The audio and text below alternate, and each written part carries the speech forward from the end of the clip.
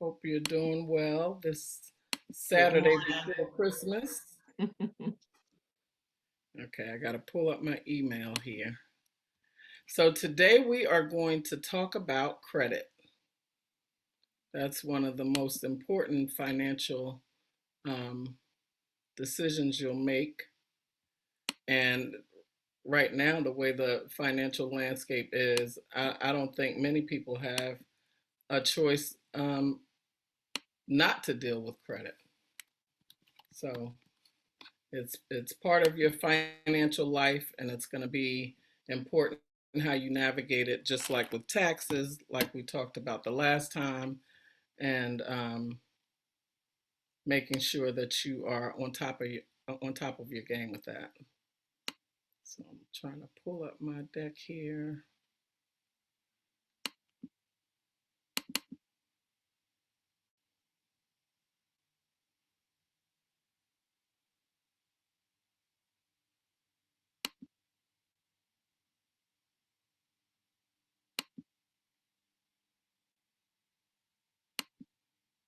Right, where did you go?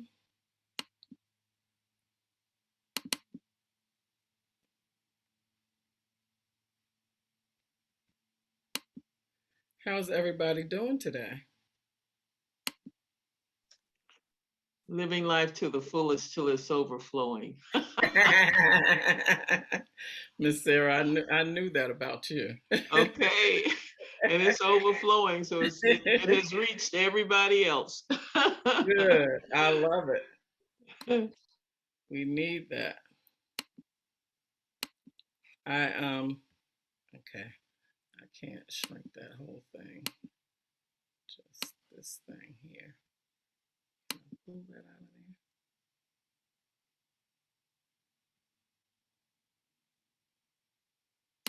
there. Yes, there we are. Okay. I'm gonna share.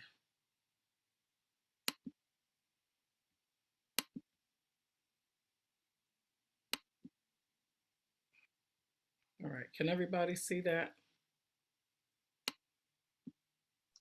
Yes, I can. Yes. Uh-huh. Wonderful.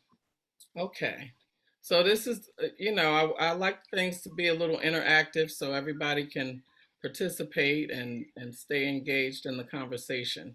So the world of credit, I'm sure you all have heard about credit and know a little bit about what credit is, but we're going to go through and just get a little bit of a formal definition and talk about some of the types of credit that are available. How do you get credit? Is it extra money? Can you pay bills with it? And will it make your financial life better? And so we'll just move right along to the next slide. And so credit is the ability of a customer to obtain goods and services before payment based on the trust that payment will be made in the future. So it's a buy now, pay later kind of scenario. So if you think about borrowing from somebody that you know, they're kind of giving you something on credit, right? You say, "Can I borrow $10 until I get paid next Friday?" And they give it to you, they're expecting you to pay them back. But when you're dealing with credit in a professional experience, like with a bank or a credit card company, they want interest. So interest is adding that little extra on to say, okay, I'll loan it to you, but you're going to have to pay me this little extra back just because I loaned it to you. And so that extra back, that interest rate is what they make their money on and how they make money. And so how they all stay in business.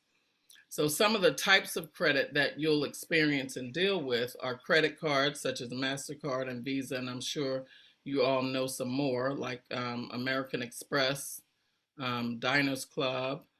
There are all kinds of store credit cards, Target and Belks and Macy's and Dillard's. Everybody has a credit card, right?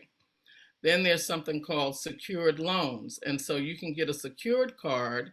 If you wanted to get a card that had $1,000 limit on it, you would give the bank $1,000 and say, "I want a secured card. Take this $1,000 and hold that, and you give me a credit card, and that'll be my credit limit." And so they'll give you a secured card that way. And then there are secured loans where you can do the same thing. If you have money in the bank and you say, I want to get a personal loan based on the money that I have in the bank, can you give me a $1,500 loan? And you hold $1,500 from my account in case I can't pay you back or in case I don't pay you back. And so they'll do that. And then we have lines of credit, such as home equity lines of credit. And so that's when you take the equity in your house and you are able to get a loan based on the value of that equity. And you don't have to use it all at once. You can use it to do home improvements. So that amount is always there and you keep that account. So some people can get a $20,000 home equity line of credit, and they want to redo their bathroom. And so once they do redo the bathroom, and as they're paying it off, once they pay that balance off, then that $20,000 is available all over again, and so they can just keep that open. But those are different types of credit accounts. Also, payday loans. That's a credit account. So how that works is if you have a job, these people, and it's a predatory lending situation. And so predatory lending is something that we won't get into deeply, but I'll just say it sounds as deadly as it is as deadly as it sounds, predatory, because these are companies that will charge you interest rate by the day and really high interest rates, like 30% interest. So if you just do a quick calculation, right? And you say $100, right? So if somebody charges you 30% for borrowing $100, that means you on top of the $100 that you have to pay them back, you have to pay them an additional $30. And if that compounds daily, which is what it does, you end up owing them three, four, five times the money that you borrowed. And if you're late with it, it doubles up more. So it's a bad situation, and people get into that when they feel there's no other option. But it's not a good situation to be in. So try and avoid payday loans. Auto loans are credit, and I have a few loans up here because I don't want you to think that credit is only a credit card. So anything you do financially when you're borrowing to buy now and pay later, that's a credit situation, somebody giving you something up front with the promise that you're going to pay them back later. And so you pay them back later and you have to meet their terms. And usually their terms are whatever the interest rate they're charging you and how long they say you can borrow it. So if you are getting an auto loan for a car that's $30,000 and they tell you, you have 5 years, 60 months to pay it off, and they give you an interest rate, then they'll give you a payment. And the payment could be somewhere around 400, $500, depending on what it is, and then what the interest rate is, and you'll be paying that for that term. So that's a credit situation as well. It's a loan, but it's also you getting something on credit. So you're going to drive off the lot with that car. It's going to depreciate in value, by the way, as soon as you drive off. But then you will have 5 years to pay it off. And sometimes by the time 5 years comes, you're going to need a different car, if depending on how well you maintained it and how far you drove the car. And then student loans, I have that highlighted in red because that's probably going to be your first um, experience with credit, with some form of credit. If you don't get grants or scholarships, you will most likely have to take out a student loan to go to college. And so those that have, and I applaud you, those that are going to be going to college in the fall, student loans will be your first credit experience, and it can follow you for a lot of years, a long, long, long, long, long, long time. And so that's something you want to try and get ahead of and think about how you can manage and pay that sooner rather than later. So um, when you get into college, you'll be introduced to people who are going to be out there peddling these visas and MasterCards. Oh, you can get credit. If you don't have a job, don't get a credit card because you won't have any means to pay it off. You can't pay it off by borrowing more money from your student loan for student loans to pay off credit cards. That's going to sink you into more and more debt. So I just wanted you to have a broader understanding of what credit actually is and how you can navigate it. So we'll go to the next slide. So, how do you establish credit? So I said the student loan is going to be your first experience with dealing with credit, but this is talking about an actual credit card. And so if you open up a credit card account, you may want to start with a store card. Most people will get a store card. So, like a Target card or a department store card like Macy's or Belk's or something like that, and you want to buy a gift for someone special in your life. And let's say the credit card limit is $500. Well, the rule of thumb is don't charge more than 30% of what your credit limit is. So if your credit limit is $500, who can do the quick math and tell me what 30% of that $500 would be?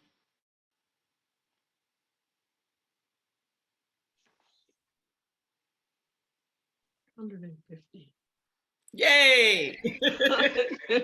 Yes. So what that means is if you want to start to establish good credit and build that up so that they can trust you with more credit, you don't want that credit card with that $500 limit to go over $150 at any particular point in time.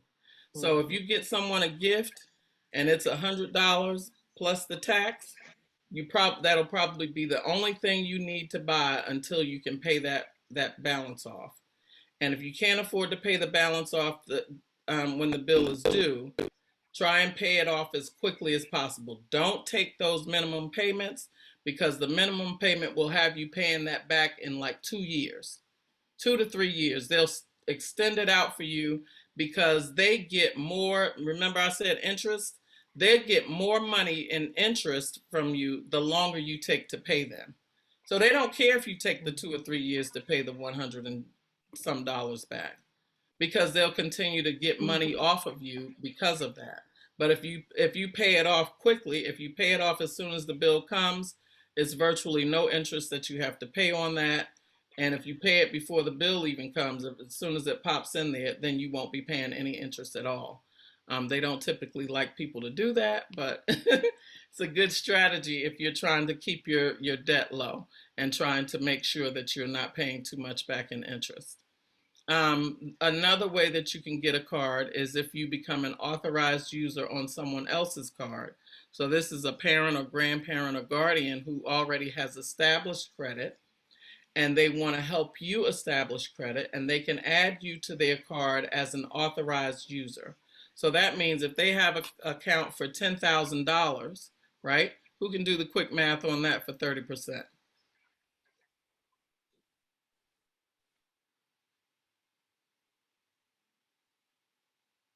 Hello. 3,000. 3,000. Right. Okay. So they have they can 3,000. they have a $10,000 credit limit, and they want to keep that below 3,000.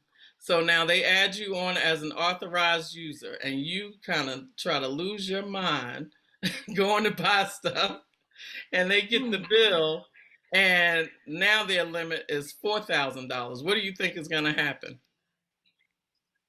Oh, more interest. Phone call. Gene said you gotta get a phone call quickly. Well, yeah, so then you've gone over the threshold. That's not gonna destroy the credit, but it's gonna raise a red flag. And so that red flag will say, you're using more credit than is standard, but you can pay that off over time, and they'll love that if you take as long as you can. But whoever has added you as an authorized user is going to probably, if they don't take you off that account, they're going to make you pay that back as quickly as possible, and then give you a really long lecture about how you should never, ever, ever, ever do that again. And usually, the time to really establish responsibility with credit is 6 months. So if we go back to the scenario where you got this small credit card for $500 with a $500 limit, if you maintain that for 6 months, they say, okay, this person is reliable, trustworthy, we can trust them. And they may then bump up your limit. So the next time you look at your statement, you may see that your credit limit has gone from $500 to $1,500. And you say, wow, what is that? How did that happen? It's because they've looked at your credit again, checked in on you to see how much more credit you've used and if you've been paying it well. And so if you've been paying it well, they will usually bump you up. Now they'll, you'll look at that and say, oh, that's for my benefit, but it's for the company's benefit as well. So you have to be careful and make sure that you stay within the guidelines and framework of what this credit game is all about. So let's talk a little bit about credit score. Your credit score can range anywhere between 300 and 850, right? And so this is just showing about, the basic population, right? How many people fit into these ranges. And you can see up here in the excellent, exceptional credit range, 800 to 850, it's only about, they're saying about 20% of Americans fit into this category.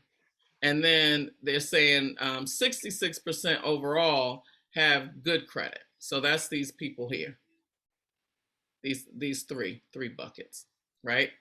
So how do you get to that score? There's a method that they have, some magic formula that no one really understands and can explain about how they arrive at these calculations. But I can tell you a lot goes into it um, in terms of what they monitor and how they check it. But so from starting from 300 down here, you are not a good credit risk. That means you're unreliable. Either your income is unstable, you're just not willing to pay your bills or handle your responsibilities. In here, they say it's fair if you're up to a 669, and you would think, oh, I got a 669. That's not good either. It's just fair. So they're saying, okay, they probably pay their bills, but we have to really watch and make sure that these people don't get too much credit because they are risk of maybe not potentially paying that back.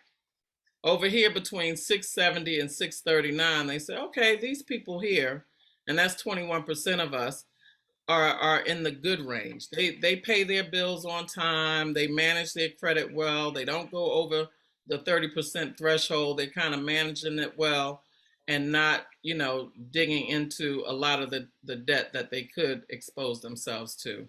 Over here, oh, you're doing very good. Between 740 and 799, you're doing very well.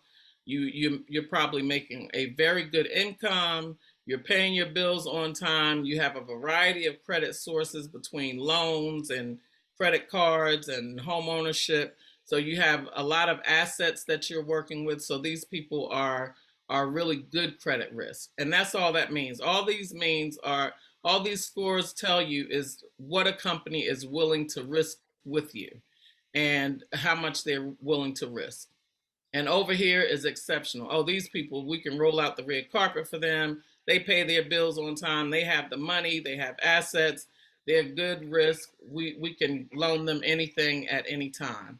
And so when you look at all of these different score categories, you want to be somewhere over here. Here is good, but you want to be in these two areas, right? That's where you're trying to build to establish good credit and build that credit up. And there's a reason for that because your credit score is very important for you.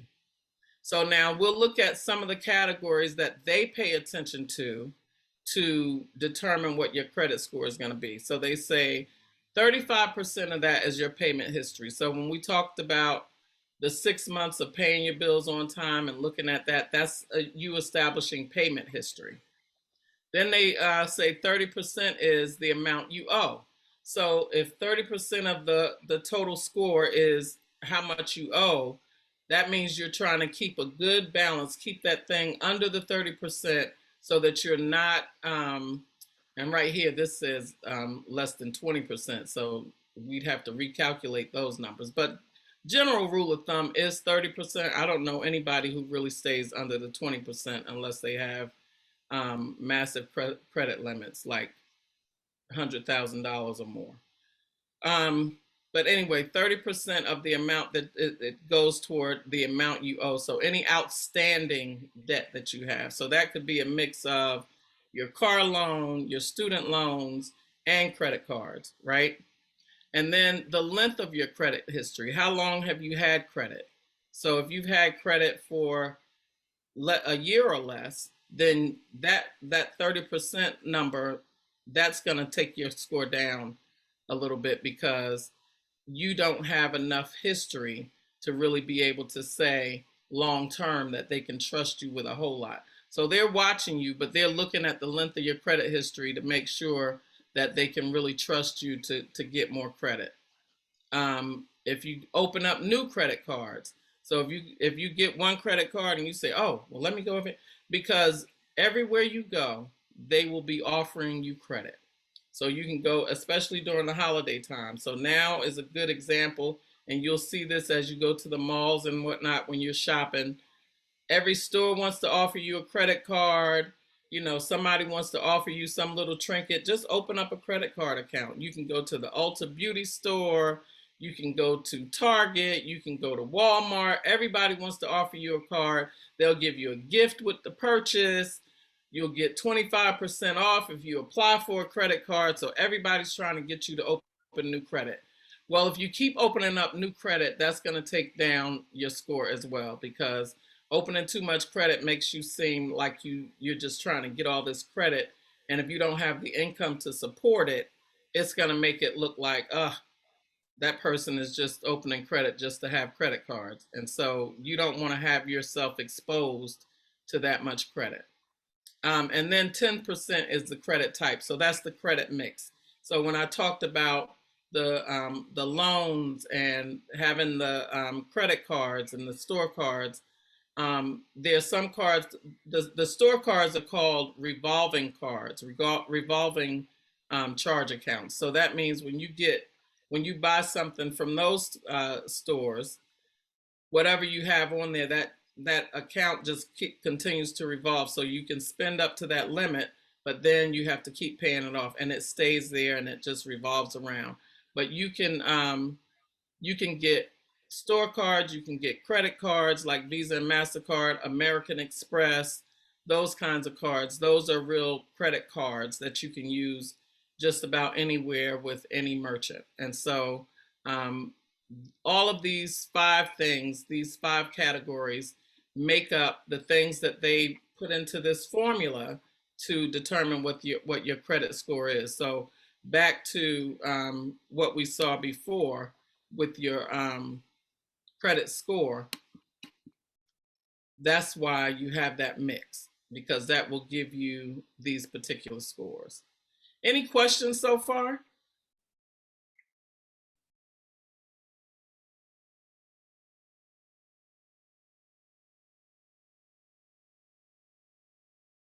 No? Oh, wait a minute. We got a chat.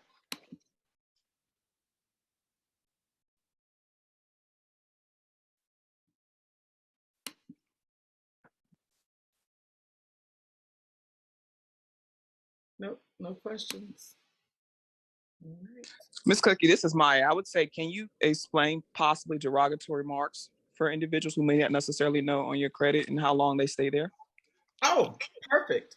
Absolutely. So, derogatory marks are marks that indicate you have not paid um, whatever credit account on time. So that could be default on student loans.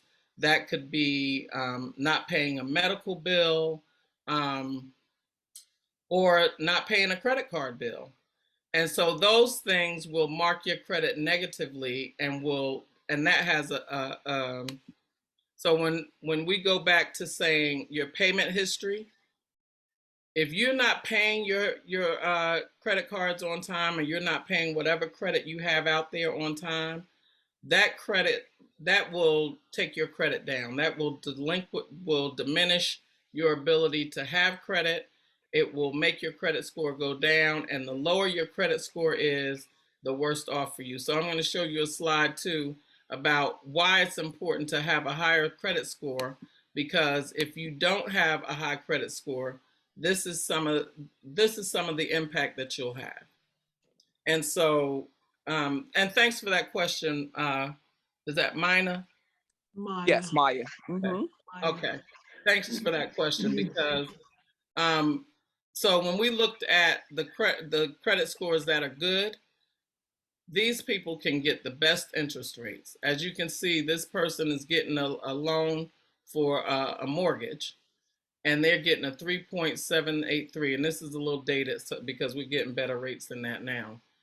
And so they'd get this credit score. Their monthly payment will be $17.86, and this is the total amount paid in interest over the 15 years.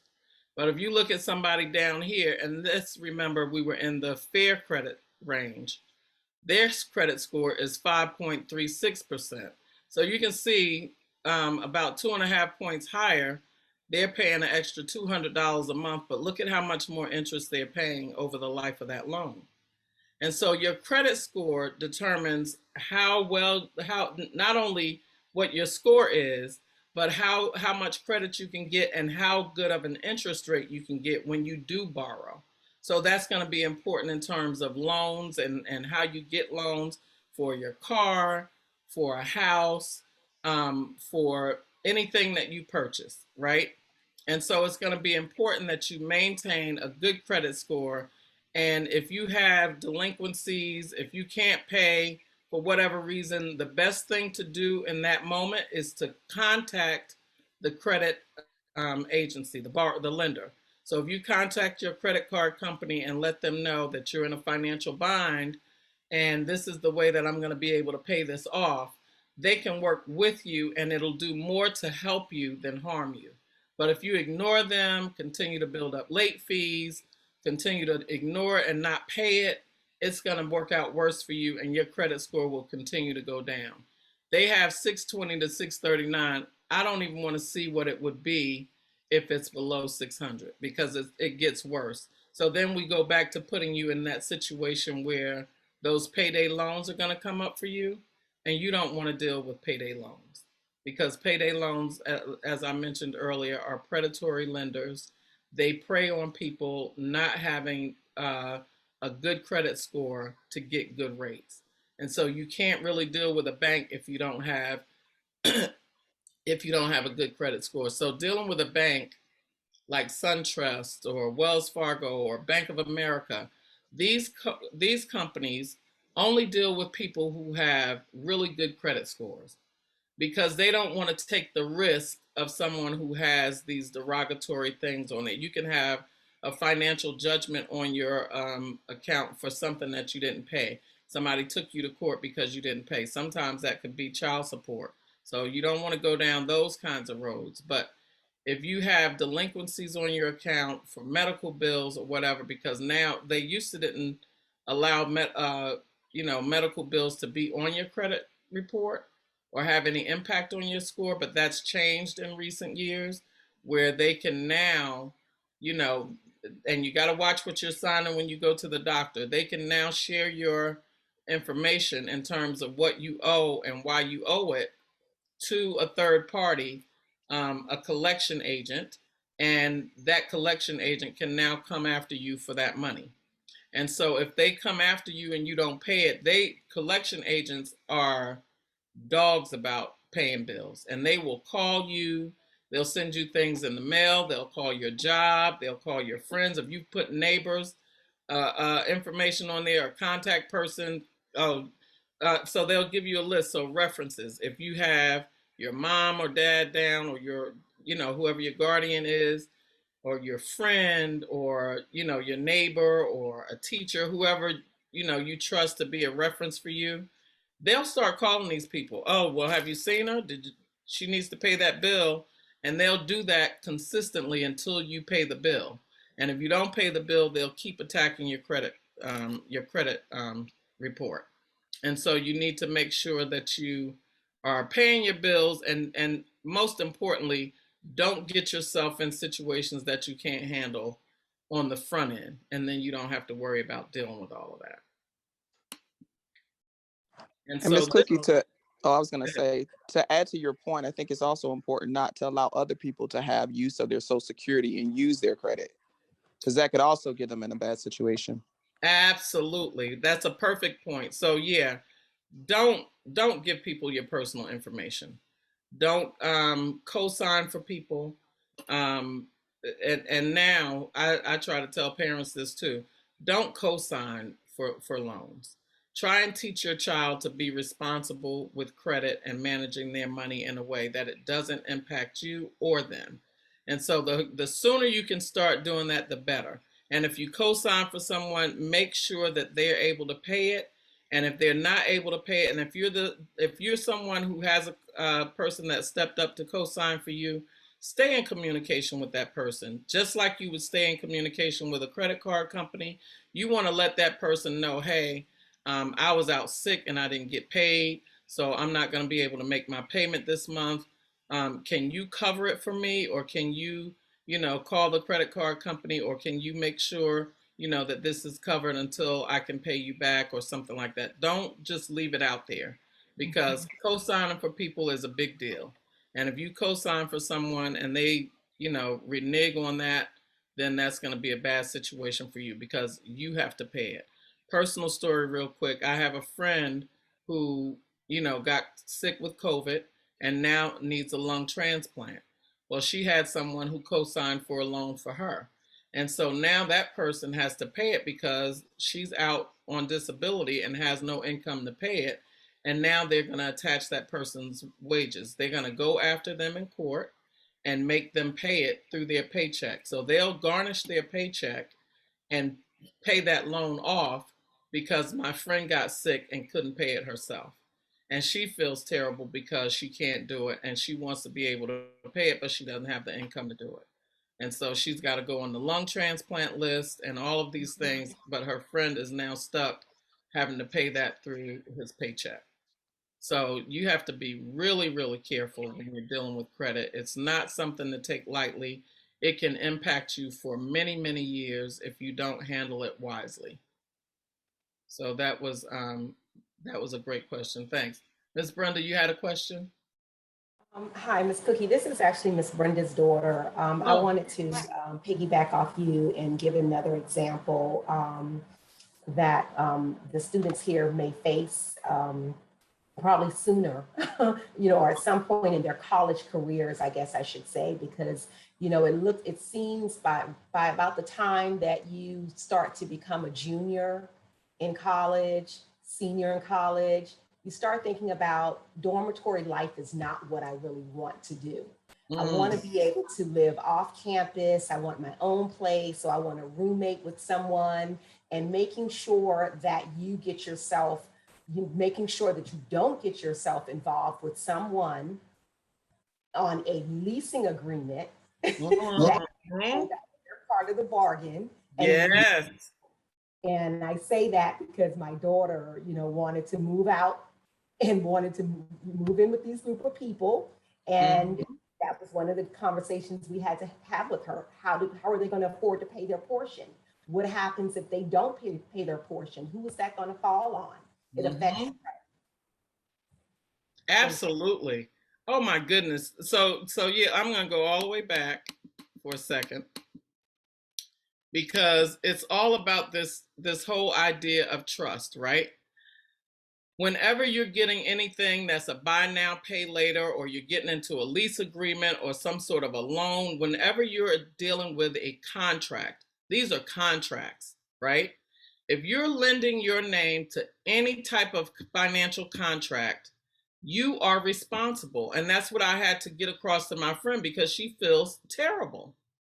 And I said, it's something that you can't help. I mean, the bottom line is that person was an adult, and that's what the company is looking at. An adult who was legally old enough, and in this country, legally old enough is 18 years old, whether you understand the terms of the contract or not. When you sign your name to something, a lease agreement, a loan, any type of financial contract, you are saying if this person doesn't pay, then I will pay for it if you're co signing for somebody. And if you're signing something on your own behalf, You're saying, I am going to pay you back this money, guaranteed. You are guaranteeing, putting your word on the line that you're going to pay this.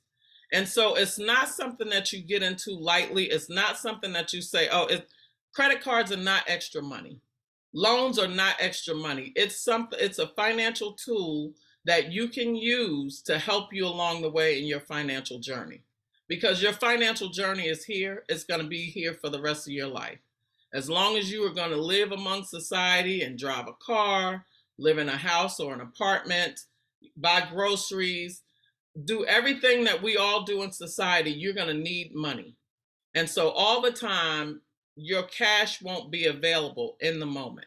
And so credit is a great way to be able to have something to stand in the gap for you, to be able to, take care of things in the short term, and then you pay that back. Because that's what you're doing. Whenever you sign a document, you're saying, I'm going to pay it back. I'm going to pay it back. So whether you're a co-signer for someone, you're a partner on a business deal, you are leasing an apartment, you're buying a home, buying a car, you are promising, you are guaranteeing, you putting your word out there. My word is my bond.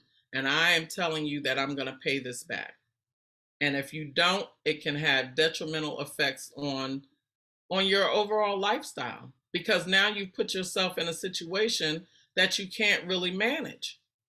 So it's important to try and make sure that you are thinking through these things. So going back to the previous conversation that we had on the last call about budgeting, and then even before that, the exercise that I had you all do about your lifestyle, that experiment, all of that is designed to help you kind of get a glimpse into what your financial future can and will look like. And so you have to take these little tips and try and make sure that you are doing everything that you can to craft out your way to move forward financially, because it's going to be impactful in everything you do. Everything you do. When you get into college, like I said, if you don't have scholarships or grants, you're going to have to take out student loans. And so you can probably have grants and scholarships to your freshman and sophomore year, but then by the time you get to your junior year, if your grades have slipped, you might fall out of qualification for some of the monies that you were getting. And so that's important. So it impacts your whole life financially. And so I just want you to be clear about, when you're signing your name to a document, no matter what it is, you are saying that you're going to be responsible for it. And if you feel like I want you to really take time and be deliberate about what you're signing your name to, because it's going to be important and it's going to impact you. It can ruin friendships. It can ruin relationships. I mean, there are a number of marriages that end every year over finances. It's one of the number one reasons that people get divorced. So it's a very important issue, and it's a very important thing, because you're going to end up making choices for your financial life, and you got to make sure that the people that you are joining forces with in terms of your financial path forward, that they are just as sound in their financial responsibility as you are. So whether that's a marital partner, whether that's a roommate for an apartment, whether that's a co-signer for a car, whoever it is, you got to make sure that they're willing to make sure they keep up their end of the deal and make sure that they understand. So that's why I don't recommend people co-sign for anybody. And that point you made about the apartment off campus is perfect, because that is something that you all will probably face in the very near future. So, do everything you can to consider all your options and make sure that you're not getting yourself in a financial bind, because it can be really, really brutal. And these are things that I'm sure nobody in school is teaching you right now. And so that's one of the bigger problems that we have in this country, is that they don't teach this stuff to us in school. And so if they don't teach it to you in school, and you go out, and the people that are trying to get you, so all those people that are on campus trying to solicit you, they're just doing a job. They're just doing a job, and you're just an account to them. But you have to really be thoughtful. You may want these things. We talked about wants versus needs. You may want those things, you may want to fit in, you may want to do this or do that, but those wants could end up causing you a lot of grief in the long run. Because if you don't have the money to cover it, it's just going to be a big burden around your neck. Great Miss point. Cook, Miss Mhm. Cookie, I have a question. I've taught for a long time, and so I've heard a lot of things. I've heard where parents use their children's social security number, and I know that's not a good thing. How is this what can the children do when they become, I mean, before they even get a student loan, sometimes it's a problem. So what can they do as Mhm. far as that? Yeah, that again, unfortunately, is another issue that we have in the community that is it's devastating. I mean, I think it's awful. I think parents do that out of desperation, but it's just and they haven't learned either. So that's why they do things like that, not even realizing the harm that they're causing their own children. But if you find yourself in that situation, first you want to do so, and I'll get to it in a minute about ordering your credit report. So everybody on the call, when you get off this call, I want you to go to the freeannualcreditreport.com and put your information in to order your own personal credit report from all three credit bureaus. So you can see if there's anything on your credit at all. And if you are 18 or younger and you have stuff on your credit report and you know it wasn't you, um, I don't recommend you taking legal action against the parent, but what you can do is write letters to the credit bureau that this was identity theft because you have not engaged in any credit arrangements. You have not signed any documents. I am only 17. I am only 16. I'm only 18, and I haven't ever signed any documents for credit, or I haven't had any utility services in my name. So this was done without my knowledge, and make sure that they get that off. And then ask them, can they lock your credit report? They can lock your credit report, and then what happens is they have to go through you every time that someone wants to check your credit, and then you can unlock it for that person to be able to check it. But if there's something on your credit report right now and you know you haven't put it on there, then you have to write letters to fight to get that off. And if you're young, they typically will take it off because they know that it wasn't you that did it.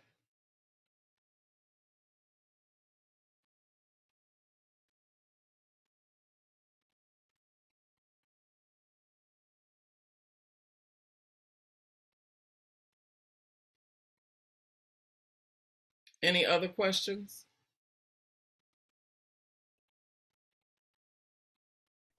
Miss Cookie, I just appreciate this is Barbara Jenkins, and everything you said. We don't learn this, and at an early age, you learn.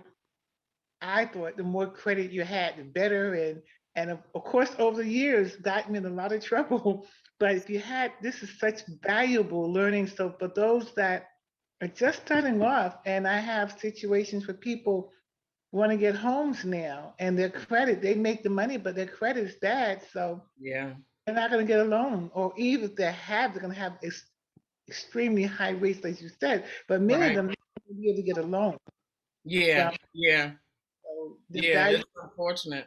I mean, that's the thing. If we wanted to ever lobby for anything, lobby for financial education in middle school, at least in middle schools and high schools, because kids need to understand this stuff early and be able to get a handle on it. And I think the more parents understand, the less likely they are to kind of put their kids in a bad situation.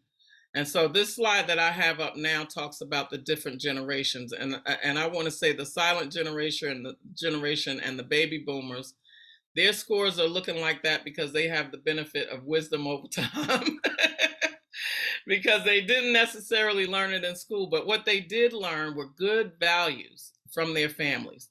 They learned about, paying and being responsible for what you paid, and credit wasn't such a big thing back when they were coming up. So it was a new thing that was being introduced in terms of credit cards and all that kind of stuff. So That's why you can see the differences here in terms of credit score and budget. And then these folks, younger folks, Generation X, they're not so young. These folks are now in their 50s and up. But the more you understand and gain wisdom, the better choices you can make. And so you don't have to wait until you're in your 40s and 50s and 60s to learn. You can learn now. And so if you can take the understanding now that you're getting through some of these resources that I'm sharing and use them, then you'll be better off in the long run, because nobody taught me this when I was coming up, that your financial life is going to follow you all of your life. Every decision you make, I can't really think of many decisions that don't have a financial impact. If you want to go to McDonald's, that's a financial impact because you have to pay to eat at McDonald's. If you want to go to the car wash and wash your car, that's a financial impact. I don't care if it's $2, you got to pay something. If you want to go to a concert, if you want to buy a pair of shoes, if you want to eat, you got to go buy groceries. Everything you do has a financial consequence. So you have to start learning to master these concepts now, before you get older and before you get into any big mistakes that can derail you and have you, like Miss Barbara was just saying, not able to get a loan to buy a home. That's something that's part of what's called the American dream, right? It's to own your own home. Well, if you want to own a home someday, having good credit is going to play a key role in it, because going back to this FICO score chart, you don't want to be borrowing up here at this rate. You want to get the best rate possible. Right now, I think they're in the 2.7 something percent or lower threes, but you want to get the best interest rate possible, because what this interest means, and these dollar amounts, these interest rate amounts seem small just looking at them, but that's a lot of money. If you didn't think about it, if you get a loan, and the loan amount that they have here, do they have? Yeah, $245,000. You're paying $76,000 in interest. That's a lot of money. That's a lot of money, but that's the cost you're paying to buy this $245,000 home. Okay? And by the time you're all ready to buy a home, this number is going to be almost double that. Okay? And so you want to make sure that you're getting the best interest rate possible. And the only way you're going to be able to do that, because you got to go through big banks to do this. You can't go to a payday loan place to get a mortgage. You just can't do it. You can't go to some credit unions have mortgages, but they're not always the best place to go and get a mortgage either. Car loans, maybe, but getting a mortgage, you want to go to a big financial institution that's going to be able to back that, be able to give you that money, and you pay it back and get the best rates for it. Okay? So your financial life is your life. It impacts every single thing you do practically every day, right? So these are scores by generations, but those are not set in stone, and they all fluctuate.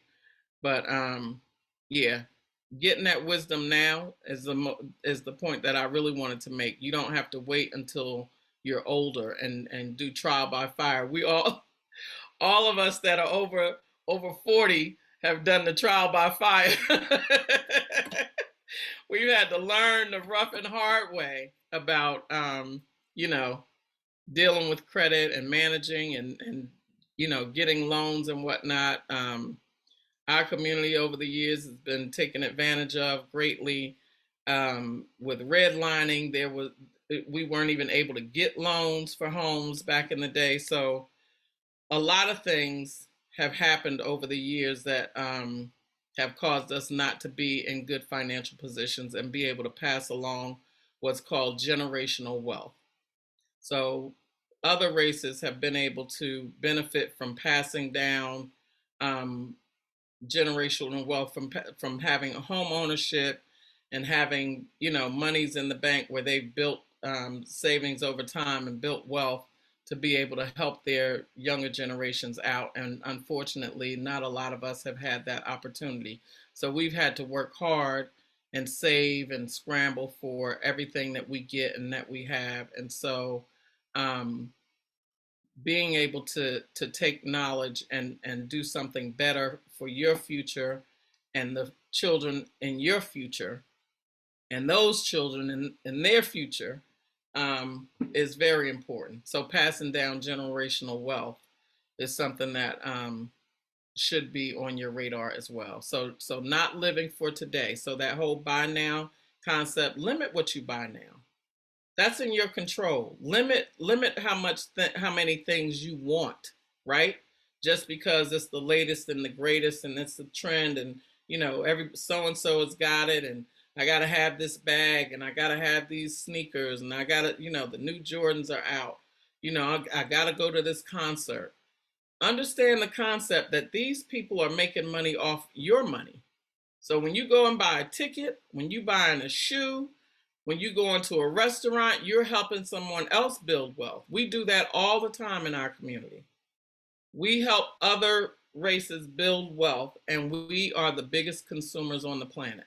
We spend, spend, spend, spend, spend.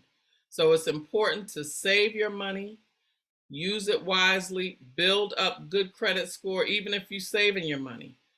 Build a good credit score because it's going to be important in terms of how you get loans and how you manage your financial future. Okay. We talked a little bit about this already about managing your credit limits, but this is about your limit overall. So if you had 3 credit cards and they each had $1,000 on it, and you had maxed one of them out, and then you had 500 on the other one, and you had 100 on the other one, how would you choose to manage that? And so, first of all, again, you don't want to max out your credit card because that's a no-no. We talked about 30%, and we even saw somewhere that it said 20%. Keep that credit limit low. $1,000 is not a lot of money, guys. It's not. It's a drop in the bucket. It may seem like a lot of money. You may, oh, I got this $1,000 credit. I'm gonna go get this. I'm gonna go get these shoes. I'm gonna go get this. I'm gonna go. Don't do that because you got to pay it back, and you got to pay it back with interest. And if you don't have the money in your pocket to buy it, then don't put it on a credit card. Don't put it on a credit card because it's just gonna make that situation worse. It's putting a nail in your financial coffin, so to speak. Because if you are using credit cards to buy things that you can't afford to buy with cash, then that's the recipe to financial disaster. That's going to take you and send you down a pathway that you won't be easily getting out of. Any questions, Sanaya?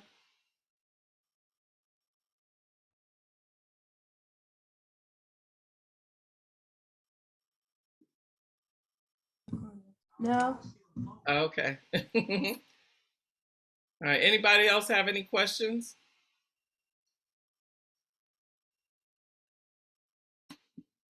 All right. Yeah. So this is just basically saying if one of your cards didn't have anything on it, would you close it? The answer is most likely no, don't close it. So when you start to get that mix of credit that you need, you want to make sure that you keep your credit accounts open because it can impact the ratio. So going back to what they said about your credit mix and what they factor into your credit score, this credit mix will be off balance because your total amount of credit, so the amount that you owe, you have an amount. So if you had 5 credit cards and each one of them was $1,000 limit. So so overall on your credit reports, it shows you have $5,000 worth of credit. So even if one had $1,000, it was maxed out, the other one wasn't, as long as you stayed within that 30%, it's not going to impact your overall credit score in a negative way, but you still want to make sure you pay those off and pay them down. But if you close one of them, so if you have $5,000 worth of credit and then you closed one of them. Now you only have $4,000 worth of credit. But if you had one of your cards maxed out, that's going to drop the ratio down and make your score go in the negative, because it'll mess up your credit mix. So if you have a credit card, if you have multiple credit cards, don't go closing accounts just because it's at a zero balance. Keep your accounts open and make sure that you keep that mix strong, so that the types of credit that you have is showing that you are managing it well. So it's all about managing that credit mix well and making sure that you don't go over the limits, right? And then I have some resources back here. Bank of America has a site that we have built out with Sal Khan of the Khan Academy. And Sal Khan does a lot of great work. He has a lot of instructional videos. You all can go on there, and I'll put that up here too, because I can't get it right now. I'll put it on there before I send it over for you guys to take with you. But he has a lot of great instructional videos. He does trigonometry, calculus, science, all kinds of math, reading, everything.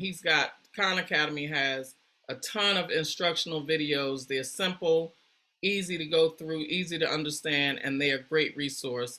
He worked in partnership with Bank of America to put together our site called Better Money Habits. And at the bank, we have people that we call Better Money Habits champions, which is what I am. I'm a Better Money Habits champion. And we go out and we talk financial literacy in the community. And so that website has a ton of videos, all kinds of information about budgeting, about credit, about buying cars, about buying a house. All financial matters is on that Better Money Habits website. These are our top 3 credit reporting bureaus: Equifax, Experian, TransUnion, and then these there's a 4th credit bureau. Well, actually, there are more than these 2 here, but these are a couple more that you might want to check out. I don't know if you'll find anything on those, but these are the top 3, the main 3. Equifax, Experian, and TransUnion. And so you'll usually get one of these companies to determine if you can get the credit you're seeking. Here you'll be able to pull your credit report. And so this is where you need to go as soon as you get this deck, is to go to the freecreditreport.com so that you can get your annual credit report for free. Get all 3 of them. You'll get Equifax, Experian, and TransUnion, and see what your credit report has on it. It tells you your credit history. If it says nothing, then you're perfect in terms of it being clear. But then that's where it puts you in a prime position to start to build your credit. And we talked about different ways to establish credit, starting with a small card or being an authorized user on someone else's card. But that's how you start to establish and build credit. And this here is myfico.com. That tells you your credit score. You have to pay for that. For you guys, I wouldn't say that that's the most important thing you need to do right now, because you probably don't have much of a score. But pulling that free credit report is the most important thing I would advise you to do at this particular time in your financial lives, just so you'll see what's on there. And then every year going forward, make that your anniversary thing. Make that your annual thing. You pull that free credit report every year. So whether you do it before January rolls in or you choose to do it at the end of the year in December, every year, pull that credit report. Okay? That's going to be very, very important. Any questions, comments, concerns? Ms. Cookie, I have a question. Sure.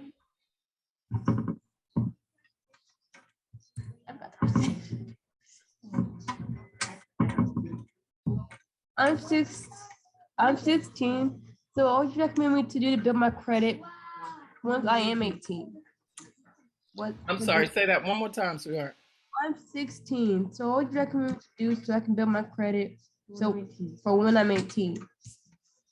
I would say start saving money. When you're young and too young to start establishing credit because you can't sign any legal documents, so you couldn't apply for credit. But the best thing you can do if you have a little part-time job, start saving your money.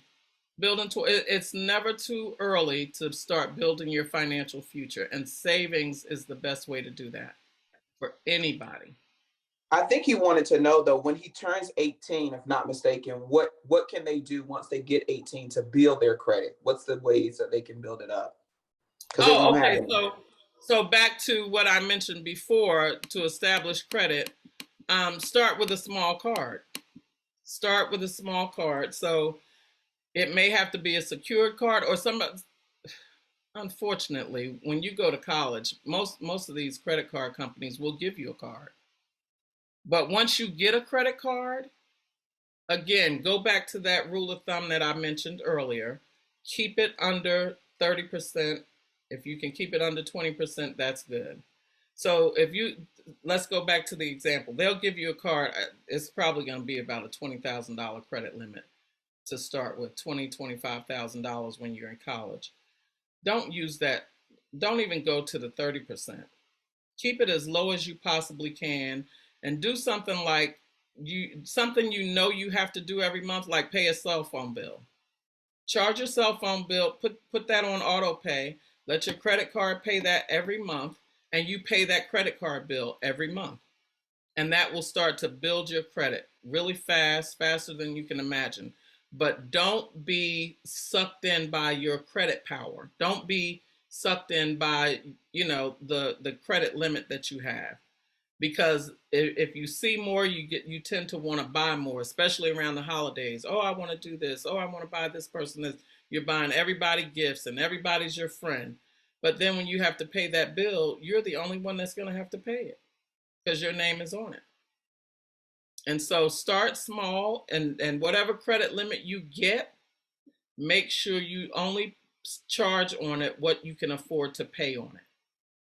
So don't put more on it. Don't just start splurging and buying this and buying that. Even if you wanted to go get, for the ladies, if you wanted to get your nails done, if you know you already do that and you already have money to pay for that, you can put it on your card. But make sure when that bill comes, you take that money that you would have used to pay for your nails and you put it on your credit card and pay it off. Don't let charges continue to build up and linger and linger and linger. If you used it for an emergency, hopefully you'll have your emergency account built up. And then you use that emergency fund to pay that credit card off. But if you ever get in a position where you have to use a credit card to pay something that you don't have the money for, just try and pay it off as fast as you can. Don't do the minimum payments. Is that helpful? Yes. Another question. Would a gas card be a good idea? A gas card is a good idea.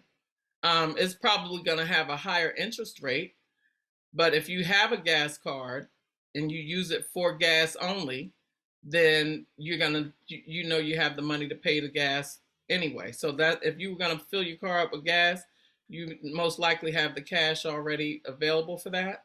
Then just save that, and then when your credit card comes, then yeah, just pay that off. Okay, thank you. Mm-hmm.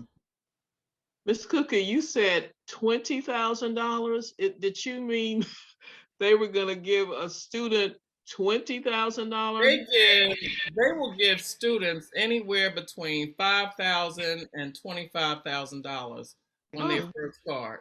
On their first card, just coming into college. mm, I did not know that. So And I'm real that's a old. predatory lending practice. That's a That predatory is. lending practice. You're giving somebody who probably Mhm. came to college on a scholarship a $25,000 credit card limit. As soon as Christmas comes, they're going to be running back home, buying packages, buying everybody gifts because, oh, I'm in college. I mean, it's destroyed a lot of people's financial lives doing that. I know several people who had that happen, and it took them 15, 20 years to get out of that debt. because it took them that long to understand that this thing derailed them way back when they were 18, 19 years old. Mm. That is terrible. Miss I Cookie, thought one it thing was I like, want to say, you made mention that this follows you all your life, and I have a worst case scenario, and this is true. Okay. In 94, her husband passed in 95, 91. They had debts, and they're coming after her at 93, and she's in a nursing facility. So it does follow you all your life. So this information is invaluable. Again, the worst case scenario. Yeah. Oh, that's unfortunate. Because again, you didn't really learn this when you should have learned it in middle school, in high school, how to manage money. So we don't have anything to really refer back to.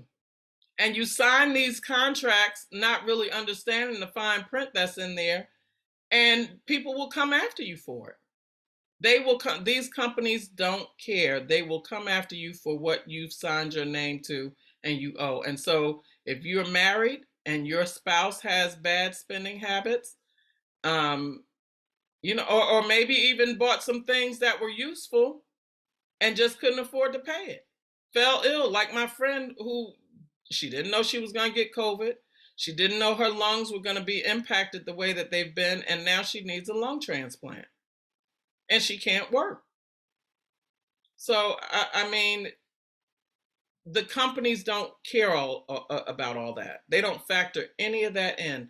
All of that is life, right? And they don't factor life in. All they factor in is that you signed and said you could pay. And so you're going to have to pay. Well, if you can't pay, it's going to impact your credit. And if they can take you to court, they'll take you to court. They'll garnish your paycheck. They'll take it from you.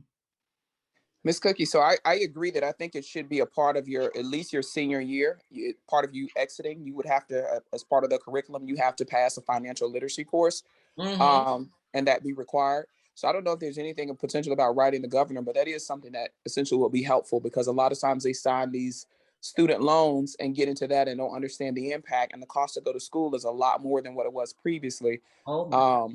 And so they come out with a boatload of debt and they're not Yeah, prepared for any of it.